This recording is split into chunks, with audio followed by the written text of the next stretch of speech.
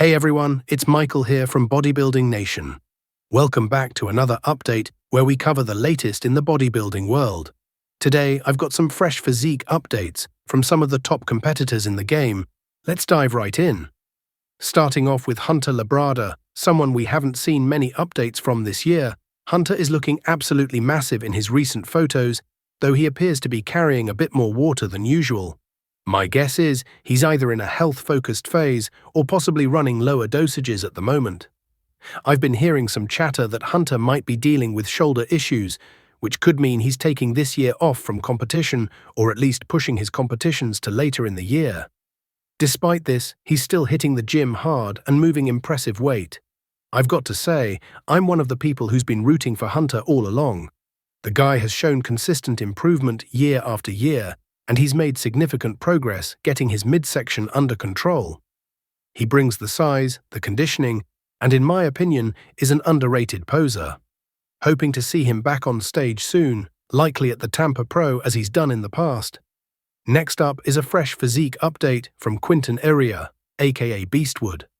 He just announced that his prep has officially started, though he hasn't specified which show he's targeting or if he's working with a coach. He used to collaborate with Dorian Hamilton, and they're good friends, so I imagine Dorian's still keeping an eye on his progress. Quinton has kept a relatively low profile since the Matt Jansen situation went down. He posts occasional updates, but I'm really looking forward to seeing what improvements he's made during this off-season and which competition he's planning to hit. Switching over to the 212 division, we have a recent update from our reigning 212 Olympia champion Keone Pearson. This update is apparently about 5 days old and shows him in a fasted state. No disrespect to the other 212 competitors, but I've got to wonder what goes through their minds when they see Keone's updates. As a competitor, you naturally look at updates thinking, where can I beat this guy?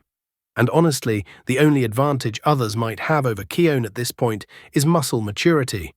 Keone has incredible conditioning, but what makes him nearly impossible to beat in the 212 is his structure and shape. You simply can't outstructure Keone, that's why he's so dominant in the division. Next, we have some recent guest posing footage from Mike Sommerfeld, our current Arnold Classic champion and last year's Olympia runner-up. There's still some debate about people saying Mike looks more like a bodybuilder than a classic physique competitor, even though Tyler Mannion himself has called those claims ridiculous. People need to remember that classic physique isn't just about looking like Arnold or Robbie Robinson. If that were the case, Wesley Visser and Brian Ansley would be winning all the titles. I think these comments come up because Mike is so complete from top to bottom, which is precisely why he's so successful, why he won the Arnold and placed second at the Olympia. Mike is still relatively young in his career and has room to develop more muscle maturity, especially in his upper body from the front. Nevertheless, he's incredibly difficult to beat, and I'm excited to see what he brings to the Olympia this year because it's going to be a true battle between him and Terrence. As we get closer to the Pittsburgh Pro, Terrence is looking better week after week. I'll admit I was a bit critical of Terrence earlier in his prep, based on his updates, but I keep forgetting this is a guy who can transform extremely quickly. I believe it was at an Arnold Classic, maybe 2021, when he posted an update 2 weeks out looking like he was 6 weeks out, then showed up on stage absolutely flawless.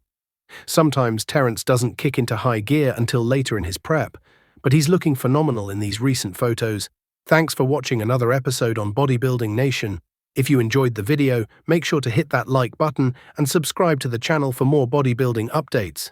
This is Michael from Bodybuilding Nation, signing off.